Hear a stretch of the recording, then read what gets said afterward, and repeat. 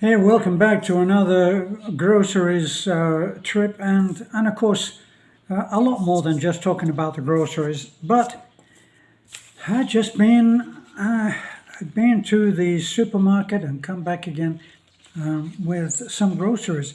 And for those of you who have seen these exciting reports before, you will, I'm sure, share my surprise at how little I've got this time.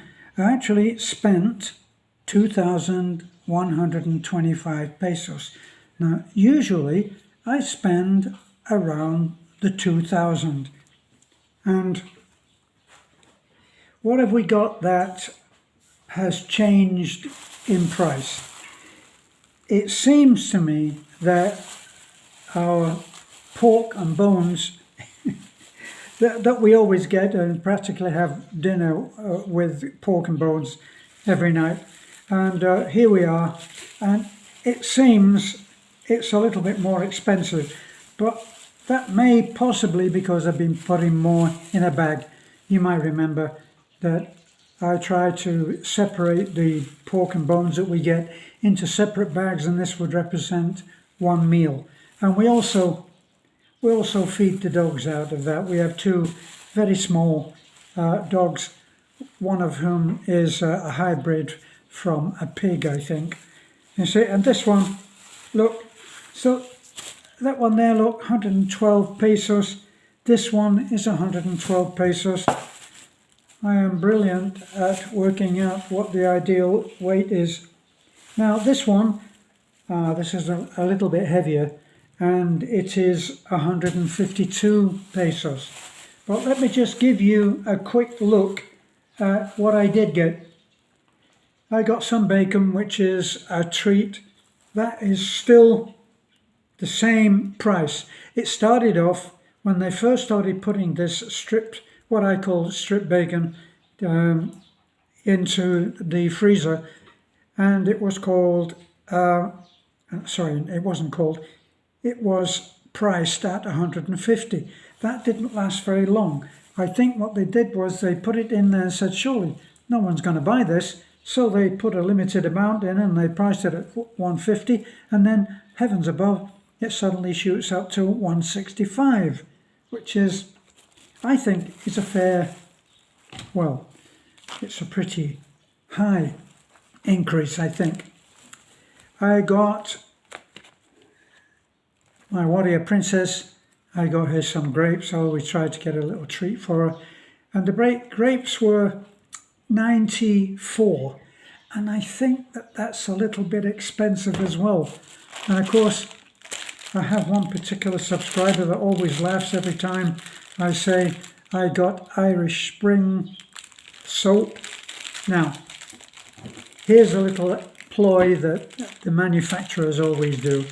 If they want to put the price of their product up, what they do is they find a different way of marketing the same product in a bigger box or a smaller package and with a bundle. So this is a bundle. What did it cost? So that's 1, 2, 3, 4, 5, 6, 7. A nice even number, 7. Where Irish Spring. Now, that was 138 pesos, which is under $3. But they're very small, and the problem is, as they start to wear through and get become smaller and smaller as you use them, you have less time to use them because the final bits are getting very small and very quickly. Now, one thing that I do notice has gone up, I can't get my usual honey in the usual packaging. So it's now come out. This is, of course, 100% natural. And it's, what is that? 330 milligrams, I think. I'm not sure. But anyway, it's a small bottle, and I'm sure that when I first started to see this as an alternative to the bigger one, it was a lot cheaper. I was only paying around 140 for the bigger bottle. Now that bigger bottle has disappeared. The smaller bottle has appeared in its place, and it's 133. I think the other one was about 100 and maybe even the same price, or maybe 10 pesos more. So the meat, I only I only got 3 lots of meat because I guess a few Filipino ladies met each other for the first time as they were going to the pork bones to sort out some meat as I was, and I couldn't get near. I had to really push to get in there, but they're not buying any meat. They're not sorting any meat. They've all got a pair of the calipers in their hand, but they're just talking. Oh, really? And then she said, what? And oh, my goodness, did she really? Well, that's what I think they were saying in Visayan. Such is my Visayan. So I had to go in and be the ugly American and push my way in and get that damn meat. But I chickened out. I only got 3 lots. So I also got these because I enjoy these as a snack. I've already scoffed 3 of these already. This was 93, which give or take I think is about the same price. 1 onion. Beth won't eat onions. She thinks that I'm poisoning her for the insurance, if we had insurance. This was 40 pesos, which is just under $1, at 58 pesos to the dollar, so under $1. Now, another thing that you have to deal with when you're here is that if somebody else does your laundry, you send a certain amount back, you send a certain amount and you get slightly less back. So I keep buying these dishcloths and hoping that they'll be returned, and somehow I think the Filipino way of looking at things is saying, oh my God, he's got so many of these, surely he doesn't want them all back. I also tried to get towels for the kitchen. See, they're gone and done something fancy with this now, and it comes with a little pad, which I didn't particularly want. Hasn't got any price on it. What does it say for the towels? What will it call them?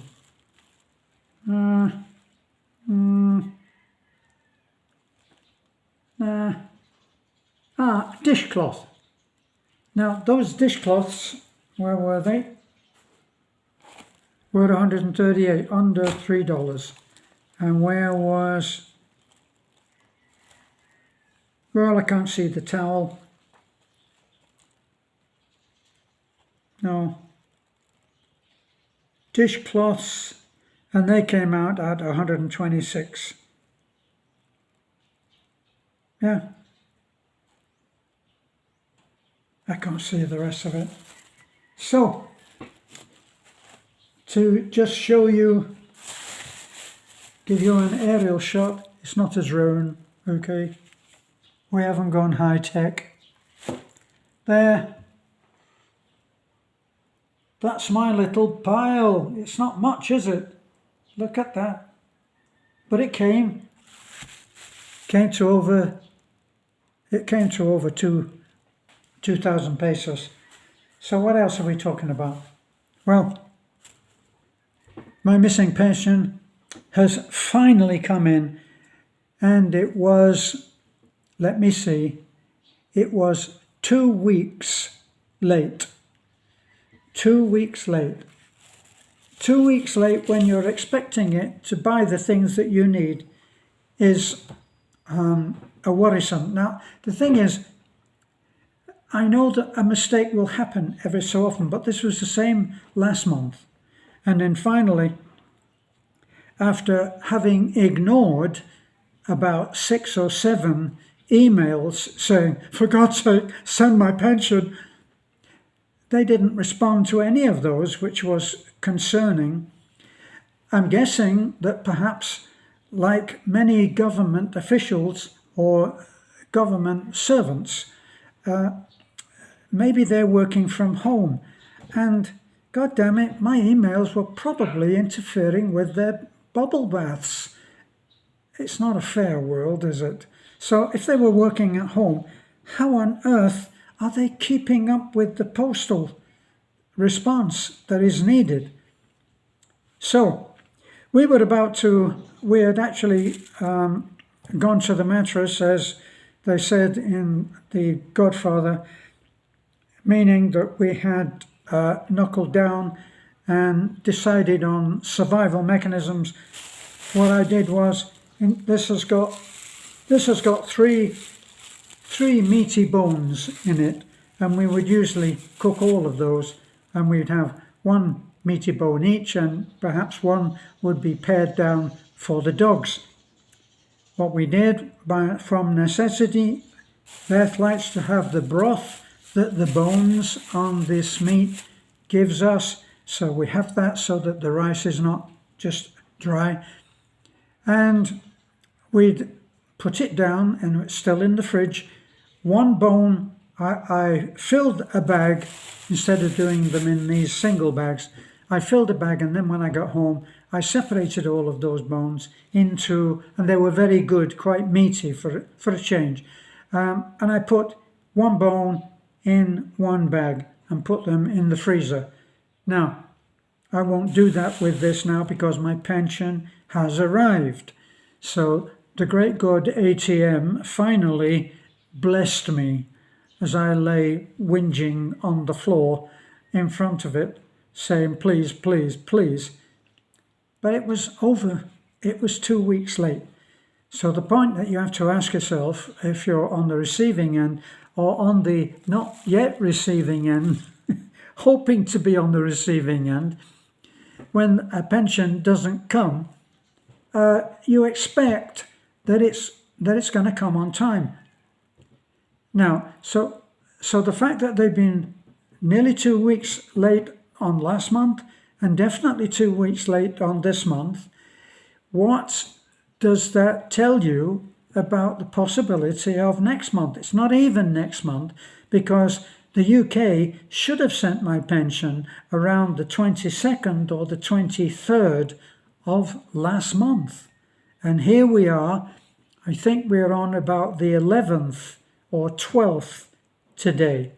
So that tells you, doesn't it? Now, I have emailed them every day. So, a lot of bubble baths have been spoiled by yours truly. So, what does it mean? Because if you can imagine, on any country, even one as small as the United Kingdom, it will be sending out these payments on Social Security pensions, and it will be sending them out in the hundreds of thousands every month. So, could I be so naive as to suggest that they have one person working from home going, stamp, there's 1 cent, stamp 2. Somehow I doubt it, but it seems like the computer that has no feelings one way or the other, when that pain in the arse in the Philippines keeps sending these daily emails asking for his money, and sends anyway on the date that they're supposed to send, it's not happening. So why? Has the computer started to dislike Trump and blame it on Trump? It probably is Trump's fault. You know, everything is Trump's fault. We have to admit that, except for all of the good stuff that he's doing. Anyway, let's not get political about it. But late 2 weeks on 2 consecutive months, what will happen next month? Now, a friend of mine who who I write to very often and in touch with all the time, he's an American expat living over here as I am, said he's heard on various other expat sites that some people have experienced 3 such lapses in a month. Well, if mine is lapsed next month, or this month actually, because here we are on the 11th or 12th, we've only got another 10 days to go before the next lapse is due. So, why? Because it's a computer, they must have reprogrammed it to be late a certain amount of time. So they must have said, well,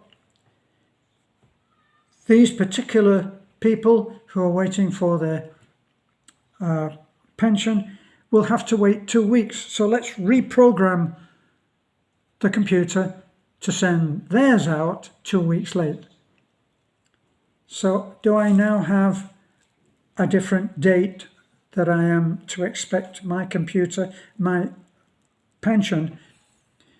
Speaking on behalf of other people who are in my situation, I have 2 very small pensions. One is a pittance that comes from the UK, and it comes usually the 22nd or the 23rd. And I have my American pension, which I contributed to in the 20 years that I was there. And that comes usually on time. Hate to say it, as I am a Brit, I'm a British American, right? So the US have been very good at sending on time. So I'm not going to worry about it because I treat these things. I know that you're saying, oh, it's easy to say you learned your lesson because the bloody pension's arrived now, hasn't it? And yes, it has, but up to this morning was when I sent my last or my most recent email begging for my pension to be sent. I didn't have a pension in my hand, and it was only when I went into Taliban that I checked the ATM again and found that it had been paid. So they haven't emailed me at all and said, oh, sir, your pension has actually been paid. Just check your ATM. No, they didn't do that. It just got done. So the etiquette has disappeared and we're not being treated as we were. Something has changed. Now, I have some family in the UK, and I also should give it a shout out to, I think it's, I'm never sure of second names, but I think it's Katie Hopkins, and you should look at her. She does these little sound bites, and she's a very funny lady, beautiful and very funny and unfiltered. She calls her little, I'm saying little, not as a diminutive, but because they are not long. So she calls her brief vents batshit bonkers Britain. So do have a look at what she does. She always makes me laugh anyway. And she gives a little update on what's happening in the UK. I'd actually thought of writing to her and saying, can you batshit bonkers the pensions department for me? But anyway, I got that now, and so it's paid. So we're looking at things being okay again, and that was why I was able to go out and buy this little treasure trove of food.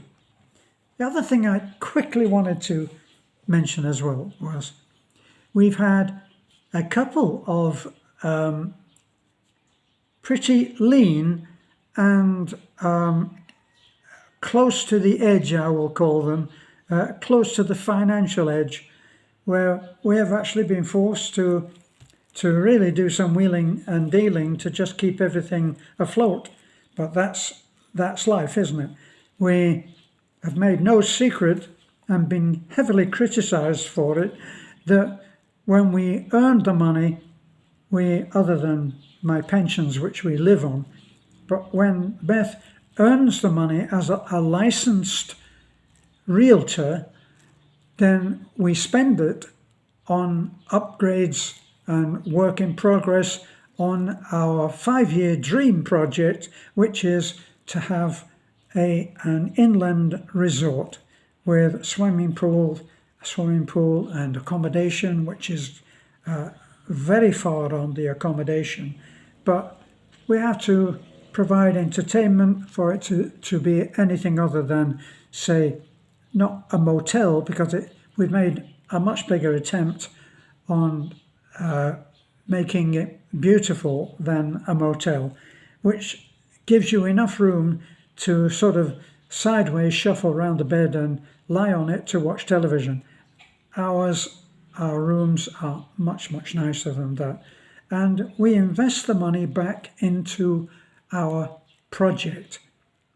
So, given all of that, this morning, as I say, we were facing a very bleak time up until the end, up until the beginning of next month for the US pension. And we were down to very little money.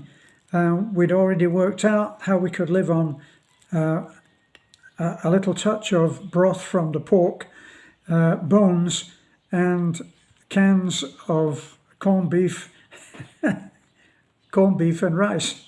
Okay, we'd already worked that out. So this morning, Beth had to do a ride to show a piece of property and to handle the sale of some other work that she's got there.